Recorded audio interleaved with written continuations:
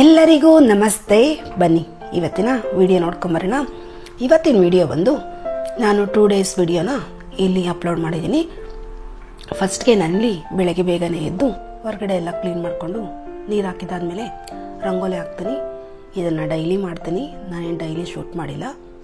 ಇನ್ನು ಮುಂದೆ ಇದನ್ನು ಸ್ವಲ್ಪ ಹಾಕೋಣ ಅಂತ ಅಂದ್ಕೊಂಡಿದ್ದೀನಿ. ಆದ್ದರಿಂದ ಇವತ್ತು ಸ್ಟಾರ್ಟ್ ಮಾಡಿದ್ದೀನಿ. ಸಿಂಪಲ್ಲಾಗಿ ಈ ರೀತಿ ಒಂದು ರಂಗೋಲಿ ಹಾಕ್ಕೊಳ್ತಿದ್ದೀನಿ. ಬಾರ್ಡರು ಈ ರೀತಿ ಮಾಡ್ಕೊಂಡಿದ್ದೀನಿ. ಇವತ್ತು ಇದು ಹಾಕೋದು ಈಸಿ, ನೋಡೋಕ್ಕೆ ಒಳ್ಳೆ ಲುಕ್ ಕೊಡುತ್ತೆ. ಆದ್ದರಿಂದ ಈ ರೀತಿ ಬಾರ್ಡ್ರನ್ನ ಇಷ್ಟಪಡ್ತೀನಿ ನಾನು. ಹಾಗೆ ನೋಡಿ, ಇಲ್ಲಿ ಪುಟ್ಟದೊಂದು ರಂಗೋಲಿ ಹಾಕ್ಕೊಂಡು ಇದನ್ನು ನಾನು ಸ್ವಲ್ಪ ದೊಡ್ಡದಾಗಿ ಮಾಡ್ಕೊಂಡು ಹೋಗ್ತೀನಿ. ಯಾವುದೇ ರೀತಿ ಚುಕ್ಕಿ ಇವೆಲ್ಲ ಏನು ಬೇಕಿಲ್ಲ. ನಮ್ಮದು ಕ್ರಿಯೇಟಿವಿಟಿ ಏನಿದೆಯೋ ಅದ್ರ ಮೇಲೆ ನಮ್ಗೆ ಯಾವ ರೀತಿ ಡಿಸೈನ್ ಬರುತ್ತೋ ಆ ರೀತಿ ಮಾಡ್ಕೊಳ್ತಾ ಹೋಗ್ತಾ ಇರೋದು. ಒಂದೇ ಥರ ಹಾಕೋದ್ರ ಬದಲು ಈ ರೀತಿ ಏನೋ ಒಂದು ಮಾಡ್ತಾ ಹೋದರೆ ಅದು ಏನೋ ಒಂದು ರಂಗೋಲಿ ಡಿಸೈನ್ ಚೇಂಜ್ ಆಗ್ತಾ ಇರುತ್ತೆ. ಗೊತ್ತಿರೋದನ್ನು ಸ್ವಲ್ಪ ಡ್ರಾಯಿಂಗ್ ಸ್ಕಿಲ್ಸ್ ಎಲ್ಲ ಇಲ್ಲಿ ಪ್ರದರ್ಶನ ಮಾಡ್ತೀನಿ.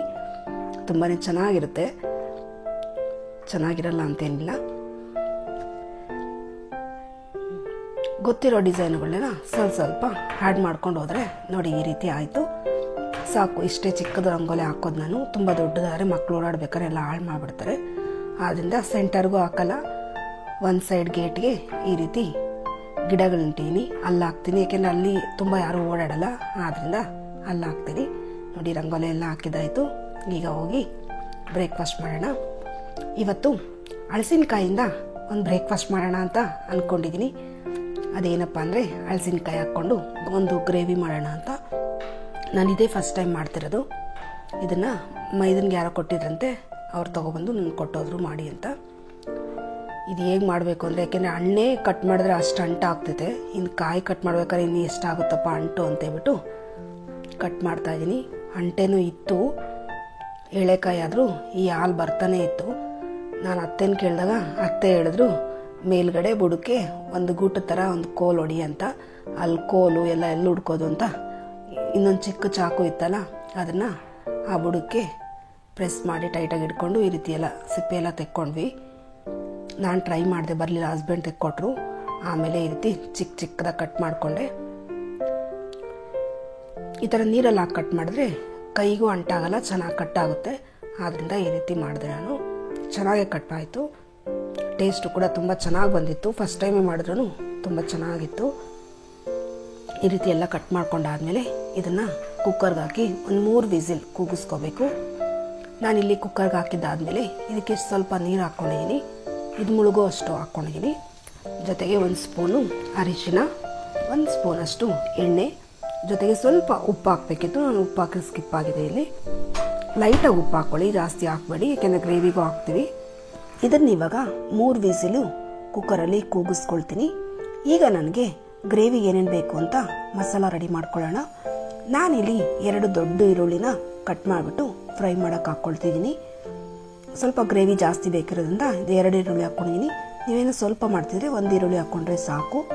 ನಾನಿದೆಲ್ಲ ಪನ್ನೀರು ಗ್ರೇವಿ ಮಾಡ್ತೀನಲ್ಲ, ಅದೇ ಮೆಥಡಲ್ಲೇ ಮಾಡಿದ್ದೀನಿ.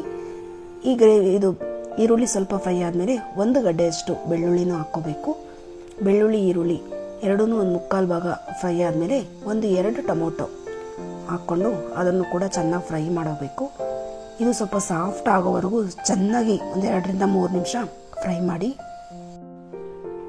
ನೋಡಿ, ಈಗ ಸಾಫ್ಟ್ ಆಗಿದೆ. ಇದಕ್ಕೆ 1 ಹಿಡಿಯಷ್ಟು ಗೋಡಂಬಿ, ಅಂದರೆ 10 ಗೋಡಂಬಿ ಹಾಕ್ಕೊಳ್ಳಿ. ಜೊತೆಗೆ 1 ಸ್ಪೂನಷ್ಟು ಕಾಶ್ಮೀರಿ ರೆಡ್ ಚಿಲ್ಲಿ, ಇದು ಕಲರ್ಗೋಸ್ಕರ. ಹಾಗೆ ಖಾರಕ್ಕೋಸ್ಕರ ಚಿಲ್ಲಿ ಪೌಡರ್ 2 ಸ್ಪೂನಷ್ಟು ಹಾಕ್ಕೊಂಡಿದ್ದೀನಿ. ನಿಮ್ಮ ಖಾರಕ್ಕೆ ಎಷ್ಟು ಬೇಕೋ ಅಷ್ಟು ನೋಡಿಕೊಂಡು ಹಾಕ್ಕೊಳ್ಳಿ. ನಾನಿಲ್ಲಿ 1 ಸ್ಪೂನಷ್ಟು ಖಾಲಿ ಧನಿಯಾ ಪೌಡರ್ ಅದನ್ನು ಹಾಕ್ಕೊಂಡಿದ್ದೀನಿ. ಗ್ರೇವಿಗೆ ಟೇಸ್ಟ್ ತುಂಬ ಚೆನ್ನಾಗಿರುತ್ತೆ.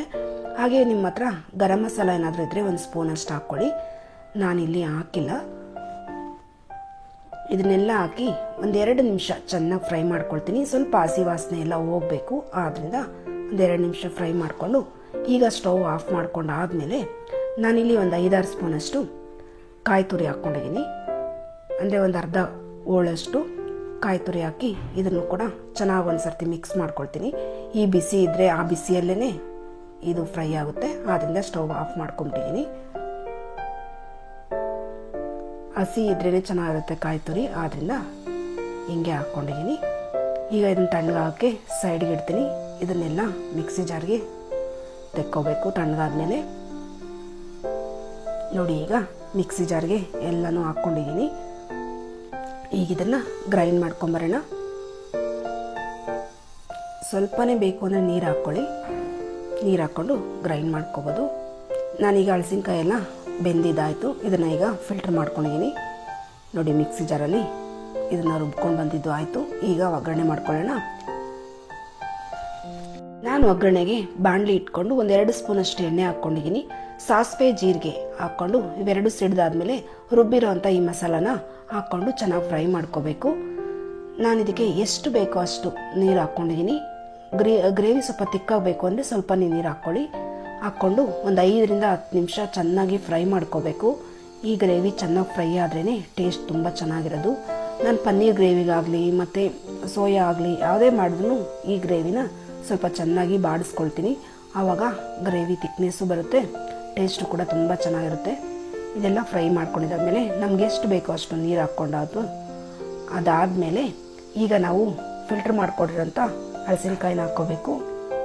ಹಲಸಿನಕಾಯಿ ಹಾಕ್ಕೊಂಡಾದ್ಮೇಲೆ ಇದನ್ನು ಕೂಡ ಒಂದು 5 ನಿಮಿಷ ಚೆನ್ನಾಗಿ ಬೇಯಿಸ್ಕೋಬೇಕು. ಏಕೆಂದರೆ ಉಪ್ಪು ಖಾರ ಎಲ್ಲ ಹೋಗಬೇಕಲ್ಲ, ಆದ್ದರಿಂದ ಒಂದು 5 ನಿಮಿಷ ಅಲ್ಲಿ ಕ್ಲೋಸ್ ಮಾಡಿಬಿಟ್ಟು ಚೆನ್ನಾಗಿ ಕುದಿಸ್ಕೊಳ್ಳಿ. ಆದ್ದರಿಂದ ಸ್ವಲ್ಪ ನೀರಿದ್ದಂಗೆ ಹಾಕ್ಕೊಂಡ್ರೆ ಉಪ್ಪು ಖಾರ ಎಲ್ಲ ಚೆನ್ನಾಗಿ ಹೋಗುತ್ತೆ, ಸ್ವಲ್ಪ ಗ್ರೇವಿ ತಿಕ್ಕಾಗುತ್ತೆ. ಅದಿವರೆಗೂ ಚೆನ್ನಾಗಿ ಇದನ್ನು ಕುದಿಸ್ಕೋಬೇಕು. ಇದನ್ನು ಕುದಿಸ್ಕೊಳ್ಳೋಕೆ ಮುಂಚೆ ಈಗ ಇದಕ್ಕೆ ರುಚಿಗೆ ಎಷ್ಟು ಬೇಕೋ ಅಷ್ಟು ಉಪ್ಪು ಹಾಕಬೇಕು. ಉಪ್ಪು ಹಾಕಿ ಒಂದು 5 ನಿಮಿಷ ಕುದಿಸ್ಕೊಳ್ಳೋಣ ಗ್ರೇವಿನ. ಈ ಗ್ರೇವಿ ಅಂತೂ ತುಂಬಾ ಚೆನ್ನಾಗಿತ್ತು, ಆದ್ದರಿಂದ ನಿಮ್ಮ ಜೊತೆ ಶೇರ್ ಮಾಡ್ಕೊತಿದ್ದೀನಿ. ಚೆನ್ನಾಗಿ ಬಂದಿರಲಿಲ್ಲ ಅಂದರೆ ಶೇರ್ ಮಾಡ್ಕೊತಿರಲಿಲ್ಲ, ಯಾಕೆಂದರೆ ನಾನೇ ಫಸ್ಟ್ ಟೈಮ್ ಮಾಡಿರೋದು. ಆದ್ದರಿಂದ ನಿಮ್ಮ ಜೊತೆ ಶೇರ್ ಮಾಡ್ಕೊಳ್ಳೋದು ಬೇಡ ಅಂದ್ಕೊಂಡಿದ್ದೆ. ಆದರೆ ಟೇಸ್ಟ್ ತುಂಬ ಚೆನ್ನಾಗಿ ಬಂದಿದ್ದರಿಂದ ನಾನು ನಿಮ್ಮ ಜೊತೆ ಶೇರ್ ಮಾಡ್ಕೊತಿದ್ದೀನಿ. ಈಗ ಒಂದು 5 ನಿಮಿಷ ಚೆನ್ನಾಗಿ ಕುದಿಸ್ಕೊಳ್ಳೋಣ. ಈ ರೀತಿ ಲಿಡ್ ಕ್ಲೋಸ್ ಮಾಡಿ ಚೆನ್ನಾಗಿ ಒಂದು 5 ನಿಮಿಷ ಕುದಿಸ್ಕೊಂಡಾದ್ಮೇಲೆ ಈಗ ಇದನ್ನು ಸರ್ವ್ ಮಾಡ್ಕೊಳ್ತೀನಿ. ನಾನು ಇವತ್ತಿದ್ರ ಜೊತೆಗೆ ಚಪಾತಿ ಮಾಡಿದ್ದೆ. ಟೇಸ್ಟ್ ಕೂಡ ತುಂಬ ಚೆನ್ನಾಗಿ ಬಂದಿತ್ತು. ಒಂದು ಸರ್ತಿ ಈ ರೀತಿ ನೀವು ಟ್ರೈ ಮಾಡಿ. ಇದರಲ್ಲಿ ಮೊದಲೆಲ್ಲ ಸಾಂಬಾರುಗಳು ಮಾಡ್ತಿದ್ರು, ಅಂದರೆ ಅಲಸಂದಿ ಕಾಳು ಈ ಥರ ಎಲ್ಲ ಹಾಕ್ಬಿಟ್ಟು ಸಾಂಬಾರುಗಳು ಮಾಡ್ತಿದ್ರು. ಬಸ್ಸಾರಾಗಲಿ ಅದೇನೋ ಕೊತ್ತಕಾಯಿ ಸಾಂಬಾರು ಅಂತ ಏನೋ ಮಾಡೋರು. ಆದರೆ ನಾನು ಈ ಸರ್ತಿ ಈ ರೀತಿ ಟ್ರೈ ಮಾಡಿದೆ. ಇದು ಕೂಡ ತುಂಬ ಚೆನ್ನಾಗಿ ಬಂದಿತ್ತು. ನೆಕ್ಸ್ಟ್ ಟೈಮ್ ಕೂಡ ಬೇರೆ ಥರ ಮಾಡಿ ತೋರಿಸ್ತೀನಿ. ಟೇಸ್ಟು ತುಂಬ ಚೆನ್ನಾಗಿತ್ತು. ನಾನಿಲ್ಲಿ ಬ್ರೇಕ್ಫಾಸ್ಟ್ ಎಲ್ಲ ಮುಗಿಸಿದಾದ್ಮೇಲೆ ರಾತ್ರಿ ಸ್ವಲ್ಪ ಕಾಳುಗಳು ನೆನೆಸಿದೆ. ಇದನ್ನು ಮೊಳಕೆ ಕಟ್ಟಬೇಕು. ಆದ್ದರಿಂದ ಈಗ ಮೊಳಕೆ ಕಟ್ಕೊಳ್ಳೋಕ್ಕೆ ಎಲ್ಲ ರೆಡಿ ಮಾಡ್ಕೊಳ್ತಿದ್ದೀನಿ. ನಾನು ಫಸ್ಟ್ಗೆ ಹೆಸರು ಕಾಳನ್ನ ನೆನೆಸಿಟ್ಟಿದ್ದೀನಿ ರಾತ್ರಿ. ಹೆಸರು ಕಾಳು ಬೇಕಾದ್ರೆ ಒಂದಿನದಲ್ಲೇ ಮೊಳಕೆ ಬಂದ್ಬಿಡುತ್ತೆ. ಆದ್ದರಿಂದ ಹೆಸರು ಕಾಳನ್ನ ಕಟ್ಬಿಟ್ಟು ಇಡ್ತಾ ಇದ್ದೀನಿ. ಈಗ ಬೇಸಿಗೆ ಕಾಲ ಆದ್ದರಿಂದ ಕಾಳುಗಳು ಸ್ವಲ್ಪ ಮೊಳಕೆ ಕಟ್ಟು ತಿನ್ನೋದ್ರಿಂದ ತುಂಬಾ ಒಳ್ಳೆಯದು. ಆದ್ದರಿಂದ ಇವತ್ತು ಕಾಳುಗಳನ್ನೆಲ್ಲ ಮೊಳಕೆ ಕಟ್ಟಿದ್ದೆ. ಇದ್ರ ರೆಸಿಪಿನೂ ಕೂಡ ಮುಂದಿನ ವಿಡಿಯೋಗಳಲ್ಲಿ ಹಾಕ್ತೀನಿ, ಹೇಗೆ ಮೊಳಕೆ ಬಂದಿತ್ತು ಎಲ್ಲನೂ ಕೂಡ. ನೋಡಿ, ಈ ರೀತಿ ಒಂದು ಕಾಟನ್ ಬಟ್ಟೆ ತೊಗೊಂಡಿದ್ದೀನಿ ನಾನಿದು ಹಳೆ ಪ್ಯಾಂಟುಗಳು ಬರುತ್ತಲ್ಲ ಆ ಥರ ಕಾಟನ್ ಬಟ್ಟೆ. ಈ ಥರ ಕಾಳುಗಳು ಎಲ್ಲ ಮೊಳಕೆ ಕಟ್ಟೋಕ್ಕೆ ತುಂಬ ಚೆನ್ನಾಗಿರುತ್ತೆ. ಈಗ ಇದಕ್ಕೆ ಒಂದು ದಾರ ಕಟ್ಬಿಟ್ಟು ಇದನ್ನು ಸೈಡ್ಗೆ ಇಟ್ಕೊಳ್ತೀನಿ. ಅದೇ ರೀತಿ ಇಲ್ಲಿ ಕಡಲೆಕಾಳನ್ನು ಕೂಡ ಮೊಳಕೆ ಕಟ್ಟೋಣ ಅಂತ ನೆನೆಸಿದ್ದೆ, ಅದನ್ನು ಕೂಡ ಕಟ್ಕೊಳ್ತಿದ್ದೀನಿ. ಈ ನೀರನ್ನೆಲ್ಲ ಫಿಲ್ಟ್ರ್ ಮಾಡಿಕೊಂಡು ಒಂದು ಬೌಲ್ಗೆ ಹಾಕಿಟ್ಕೊಳ್ತೀನಿ. ಅದನ್ನೆಲ್ಲ ಗಿಡಕ್ಕೆ ಹಾಕ್ತೀನಿ. ಗಿಡಕ್ಕೆ ತುಂಬಾ ಒಳ್ಳೆಯದು. ಆದ್ದರಿಂದ ಈ ರೀತಿ ಎಲ್ಲ ಸ್ಟೋರ್ ಮಾಡಿಕೊಂಡು ಆಮೇಲೆಲ್ಲ ಗಿಡಕ್ಕೆ ಹಾಕ್ಕೊಳ್ಳೋಣ. ಈಗ ಕಡಲೆಕಾಳನ್ನು ಕೂಡ ಈ ರೀತಿ ಬಟ್ಟೆಯಲ್ಲಿ ಟೈಟಾಗಿ ಕಟ್ತೀನಿ. ಅದೇ ರೀತಿ ನಾನು ಬಟಾಣಿ ಮತ್ತು ಕಾಬೂಲ್ ಕಡಲೆನೂ ಕಟ್ಟಿದ್ದೆ, ಅದನ್ನೆಲ್ಲ ಏನು ತೋರಿಸಿಲ್ಲ. ನೋಡಿ, ಬಟಾಣಿನೂ ಕೂಡ ಕಟ್ಟೋದನ್ನು ತೋರಿಸ್ತೀನಿ. ಬಟಾಣಿ ಸ್ವಲ್ಪನೇ ಕಟ್ಟಿದ್ದೆ, ಇನ್ನೆಲ್ಲ ಸ್ವಲ್ಪ 2-3 ದಿನಕ್ಕೆ ಆಗೋ ಥರ ಕಟ್ಟಿದೆ. ಕಾಬೂಲ್ ಕಡಲೆ ಎಲ್ಲ ಸಪ್ರೇಟಾಗಿ ಮಾಡಿ ತಿನ್ಬೋದಲ್ವ, ಆದ್ದರಿಂದ ಅವನ್ನ ಸ್ವಲ್ಪ ಜಾಸ್ತಿನೇ ಕಟ್ಕೊಂಡಿದ್ದೆ. ಕಾಳು ಎಲ್ಲ, ಈ ಬಟಾಣಿ ಎಲ್ಲ ಸಾಂಬಾರಿಗೆ ಮತ್ತು ಇದಕ್ಕೆ ಮಾತ್ರ ಹಾಕೋಕ್ಕಾಗೋದು, ಏನಾದರೂ ಪಲಾವ್ ಆ ಥರ ಮಾಡಿದ್ರೆ, ಆದ್ದರಿಂದ ಸ್ವಲ್ಪನೇ ಕಟ್ಕೊಂಡಿದ್ದೆ. ಅದರಿಂದ ಸಾಂಬಾರಿಗೋಸ್ಕರ ಈ ಬಟಾಣಿ ಕಟ್ಟಿದ್ದು. ನೋಡಿ, ಈ ರೀತಿ ಒಂದು ದಾರ ಕಟ್ಟಾದ್ಮೇಲೆ ಇದನ್ನು ನಮ್ಮ ಮನೆಯಲ್ಲಿ ರಾಗಿ ಕಲ್ಲಿದೆ, ಅದರ ಕೆಳಗಡೆ ಈ ಮೂಟೆಗಳನ್ನೆಲ್ಲ ಇಟ್ಬಿಟ್ಟು ಕಲ್ಲನ್ನ ಕೂರಿಸ್ಬಿಟ್ಟು ಅದ್ರ ಮೇಲೆ ಸ್ವಲ್ಪ ಏನಾರ ಭಾರ ಇಡ್ತೀನಿ. ಈ ರೀತಿ ಮಾಡೋದ್ರಿಂದ ಕಾಳು ಮೊಳಕೆ ತುಂಬಾ ಚೆನ್ನಾಗಿ ಬರುತ್ತೆ. ನಿಮಗೆ ಮುಂದೆ ವಿಡಿಯೋಗಳಲ್ಲಿ ತೋರಿಸ್ತೀನಿ ಮೊಳಕೆ ಹೇಗೆ ಬಂತು ಅಂತ. ಇದೆಲ್ಲ ಮಾಡಿದ್ದಾದಮೇಲೆ ಸ್ವಲ್ಪ ಡೈನಿಂಗ್ ಟೇಬಲ್ನ ಮತ್ತೆ ಡೈನಿಂಗ್ ಏರಿಯಾಗೆ ಶಿಫ್ಟ್ ಮಾಡಿದೆ. ಯಾಕೆಂದರೆ ನಾನಿಲ್ಲಿ ಫ್ರಿಜ್ಗಳನ್ನ ತೆಗೆದೆ. ಮುಂದೆ ವಿಡಿಯೋಲಿ ಹೇಳ್ತೀನಿ ಯಾಕೆ ಫ್ರಿಜ್ಗಳನ್ನ ತೆಗೆದೆ ಅಂತ. ನೋಡಿ, ಈ ರೀತಿ ಡೈನಿಂಗ್ ಟೇಬಲ್ನ ಎಲ್ಲ ಶಿಫ್ಟ್ ಮಾಡಿಕೊಂಡೆ. ಇದು ಡೈನಿಂಗ್ ಏರಿಯಾಗೆ ಕರೆಕ್ಟಾಗಿದೆ ಡೈನಿಂಗ್ ಟೇಬಲು. ಆದರೆ ಡೈನಿಂಗ್ ಟೇಬಲಲ್ಲಿ ಇಟ್ಟರೆ ಯಾರೂ ಇದ್ರ ಮೇಲೆ ಕುತ್ಕೊಂಡು ಊಟ ಮಾಡಲ್ಲ. ಆದ್ದರಿಂದ ನಾನು ಹಾಲಲ್ಲಿ ಇಟ್ಟಿದ್ದೆ. ಆದರೆ ಫ್ರಿಜ್ ಎಲ್ಲ ತೆಗೆದ್ಮೇಲೆ ಚೆನ್ನಾಗಿ ಕಾಣ್ತಾ ಇರಲಿಲ್ಲ. ಆದ್ದರಿಂದ ಮತ್ತೆ ಡೈನಿಂಗ್ ಟೇಬಲ್ನ ಇಲ್ಲೇ ಇಟ್ಟೆ. ಡೈನಿಂಗ್ ಟೇಬಲ್ ಎಲ್ಲ ಕ್ಲೀನ್ ಮಾಡ್ಕೊಂಡಾದ್ಮೇಲೆ ಮನೆ ಹತ್ರ ಹೋಮ್ ಕಲೆಕ್ಷನ್ ಅಂತೇಳ್ಬಿಟ್ಟು ಒಂದು ಹೊಸದಾಗಿ ಓಪನ್ ಆಗ್ತಿದೆ. ತುಂಬ ಚೆನ್ನಾಗಿ ಕಾಣ್ತಿತ್ತು. ಲೈಟ್ ಅರೇಂಜ್ಮೆಂಟ್ ಅಂತೂ ತುಂಬ ಚೆನ್ನಾಗಿತ್ತು. ಹಾಗೆ ಒಳಗಡೆನೂ ಕೂಡ ತುಂಬ ಚೆನ್ನಾಗಿ ಕಾಣ್ತಿತ್ತು. ರೋಡೆಲ್ಲ ಈ ಲೈಟುಗಳಿಂದನೇ ಅಲಂಕಾರವಾಗಿತ್ತು. ಇವತ್ತೇ ಫಸ್ಟ್ ಓಪನ್ನು, ಆದ್ದರಿಂದ ಅಲ್ಲಿಗೆ ಹೋಗಿ ಬರೋಣ ಅಂತ ಹೋದ್ವಿ. ಒಳ್ಳೆ ಆಫರ್ಸ್ ಇದ್ವು. ತುಂಬಾ ಬಟ್ಟೆ ತೊಗೊಂಡು ಬಂದ್ವಿ. ನಾವು ಇದನ್ನು ಆಲ್ರೆಡಿ ಹೋಮ್ ಕಲೆಕ್ಷನ್ ಹಾಲ್ನ ಮಾಡಿದ್ದೀನಿ. ಅದನ್ನು ಫಸ್ಟ್ ಹಾಕ್ಬಿಟ್ಟಿದ್ದೀನಿ ಆಲ್ರೆಡಿ ವಿಡಿಯೋ. ಆದರೆ ಇದರೊಳಗಡೆ ಹೋಗಿದ್ದೆಲ್ಲ ತೋರಿಸಿರ್ಲಿಲ್ಲಲ್ಲ, ಆದ್ದರಿಂದ ಈ ವಿಡಿಯೋದಲ್ಲಿ ಇದನ್ನು ಹಾಕ್ತಿದ್ದೀನಿ.